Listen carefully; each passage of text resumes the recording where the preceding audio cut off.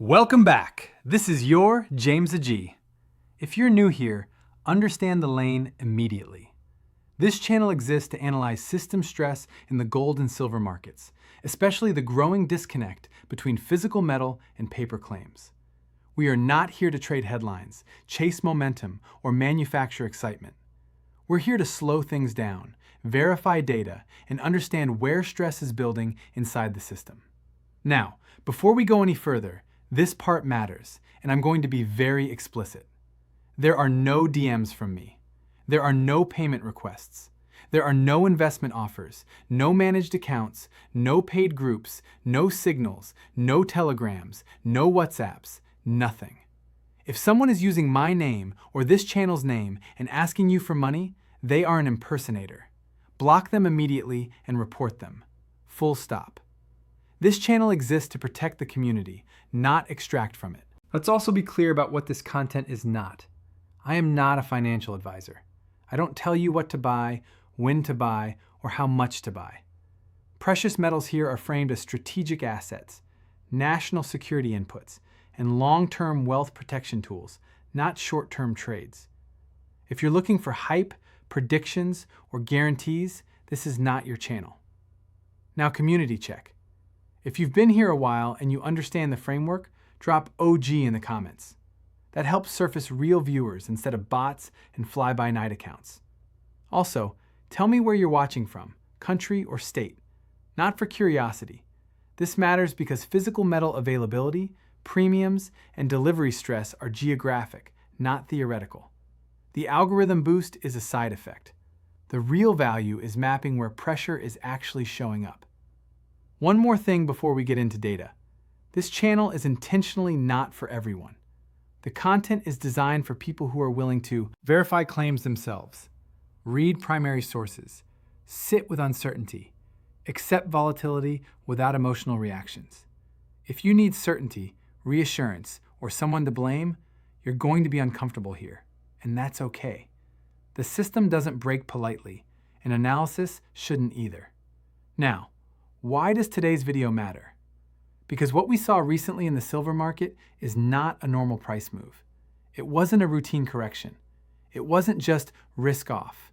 And it wasn't confined to one market or one narrative. We saw one of the most violent paper price dislocations in modern silver history, on volume that doesn't exist in the real world, while physical demand accelerated, not collapsed. That contradiction is the entire reason this channel exists. When paper prices say one thing and physical behavior says the opposite, the signal isn't in the price, it's in the stress. And stress leaves fingerprints. Today we're going to walk through this carefully. No shouting, no conspiracy theater, just documented flows, inventory behavior, and market mechanics that don't line up the way they're supposed to. We're going to separate futures trading from physical delivery, liquidity from availability, price from value. And most importantly, we're going to ask the question most people skip. If silver is supposedly being rejected by the market, why are physical supply chains tightening instead of loosening? That question doesn't require belief. It requires observation. Before we go further, one last reminder, because repetition matters in a noisy environment. Do not trust screenshots. Do not trust anonymous accounts. Do not trust anyone promising certainty. Verify everything. Read original sources.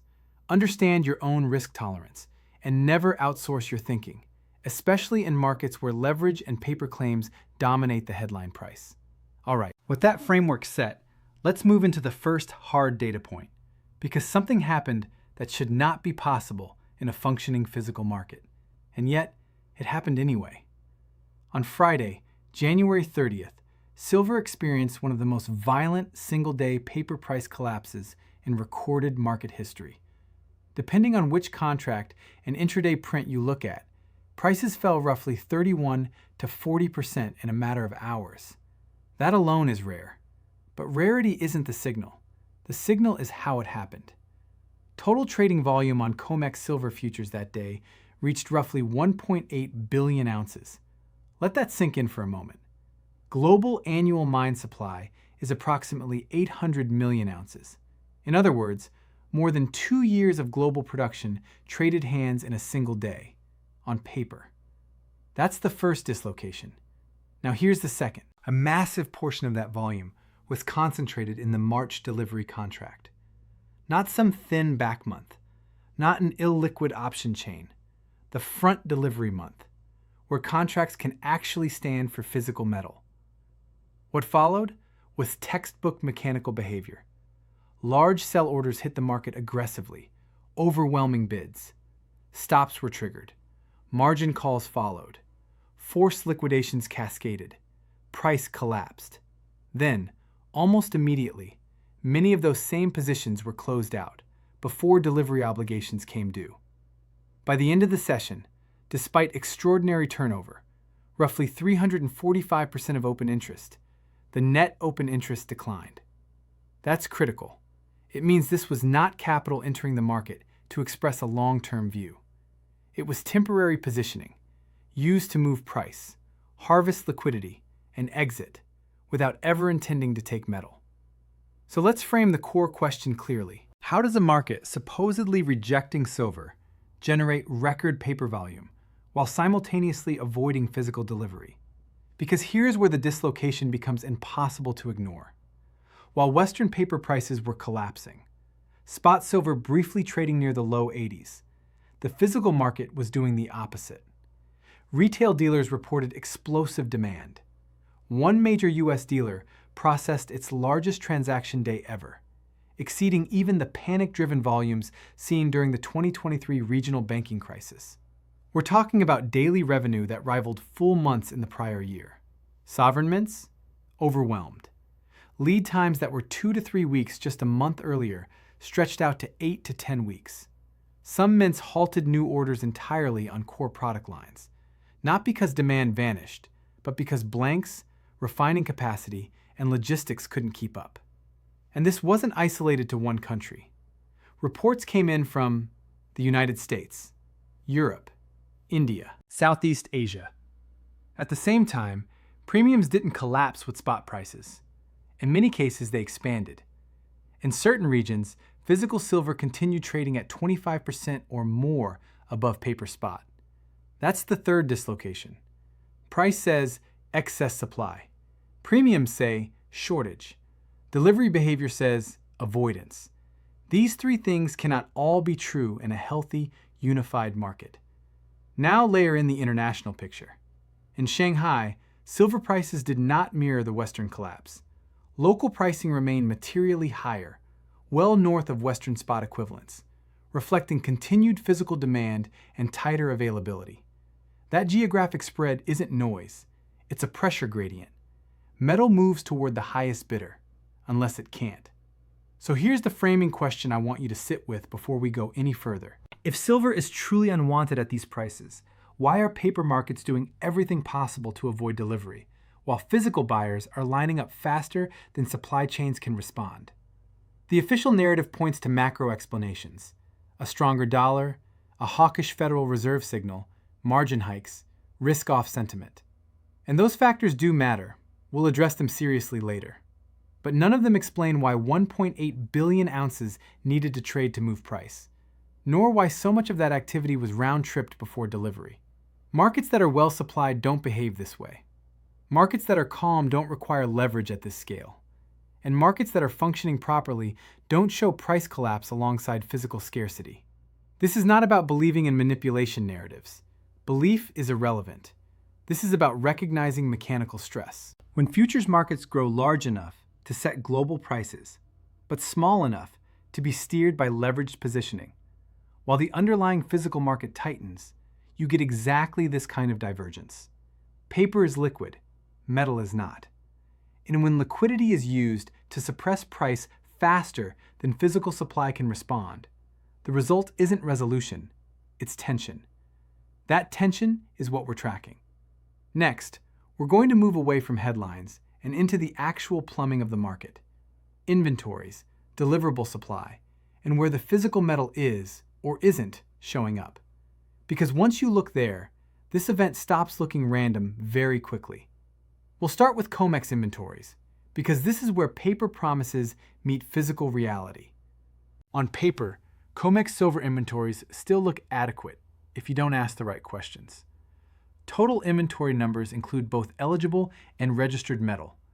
Eligible metal simply meets exchange specifications and sits in approved vaults. It is not for sale. It belongs to someone. It may never be delivered. Registered metal is what actually matters. That is the metal available for delivery against futures contracts.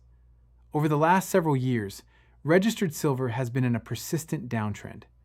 Drawdowns accelerate during periods of delivery stress, then stabilize, not because supply returns, but because fewer participants are willing to stand for delivery at all. This is critical. Declining delivery is not proof of abundance. It's often proof of avoidance. Now look at open interest versus deliverable supply. At multiple points over the last year, the notional ounces represented by front-month open interest have exceeded registered inventories by multiples, not percentages. That's not inherently fatal. Futures markets rely on cash settlement. But it does mean the system depends on confidence, not metal.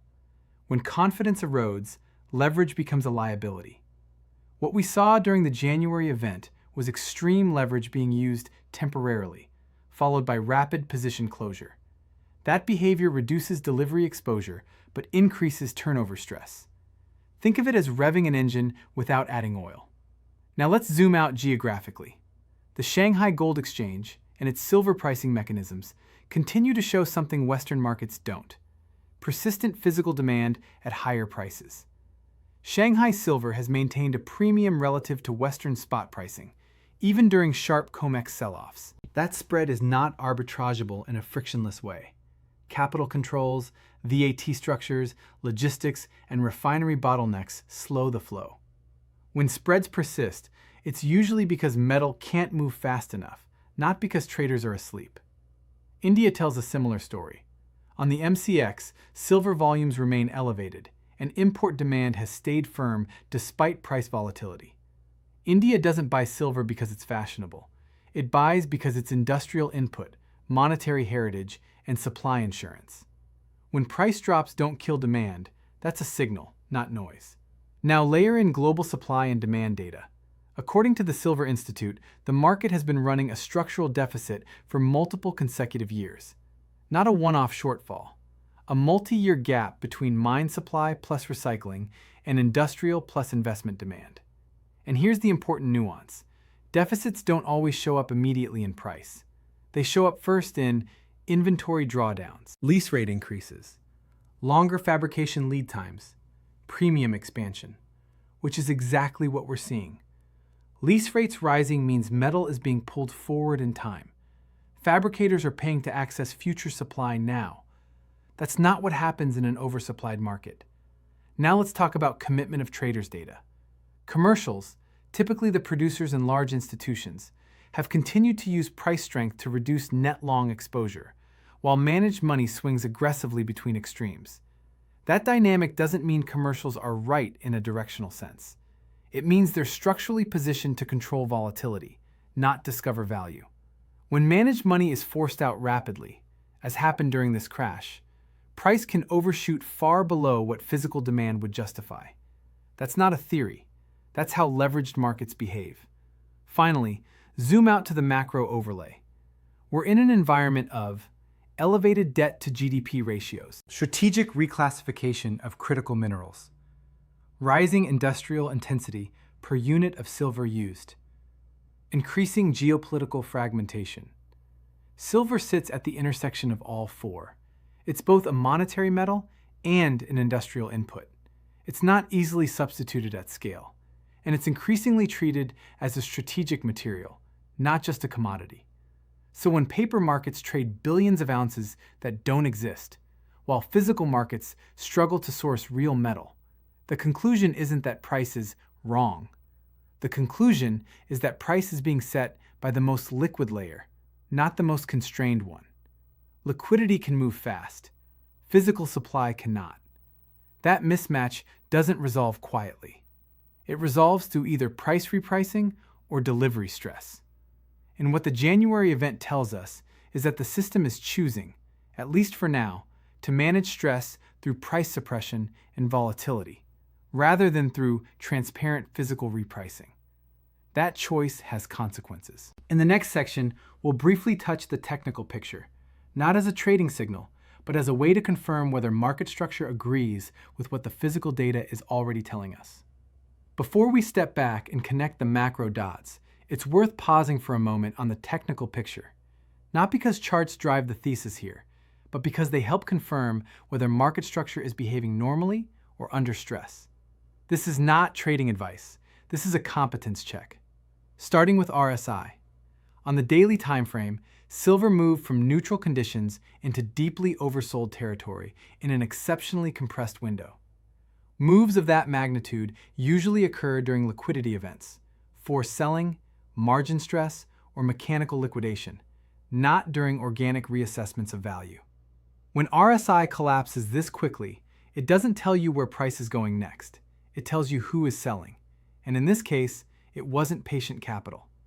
Now look at moving averages. Price didn't just break below short-term averages. It sliced through multiple long-term moving averages in a single session. That kind of vertical displacement is rare and typically associated with policy shocks, exchange-driven margin changes, or liquidation cascades. What matters more than the break itself is what followed. Price did not stabilize around those averages. It gapped away from them, which is a sign of dislocation, not trend confirmation. Next, the Ichimoku cloud.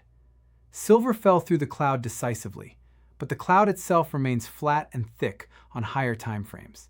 That indicates congestion and indecision over the medium term, not a clean bearish trend structure. In other words, the market moved faster than its own underlying equilibrium. That's important.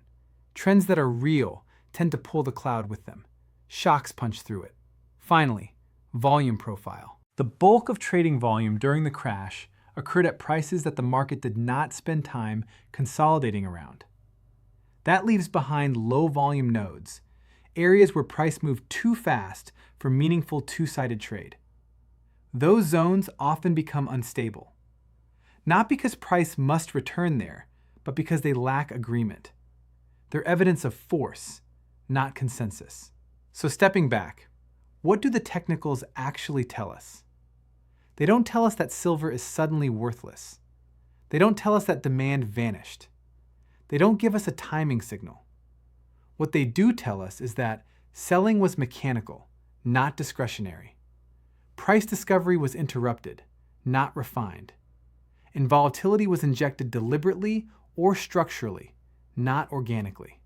That aligns perfectly with what we just covered in the physical data. Technicals don't override fundamentals, but they often reveal when fundamentals are being temporarily overruled. And that sets the stage for the most important part of this discussion. Because when you combine extreme paper leverage, physical supply constraints, geographic price divergence, and technical shock behavior, you don't have a random event. You have a system trying to buy time. In the next section, we're going to pause, zoom out, and reframe everything we've covered into a single macro thesis. Because without that synthesis, the data stays fragmented. This is where the why becomes clearer.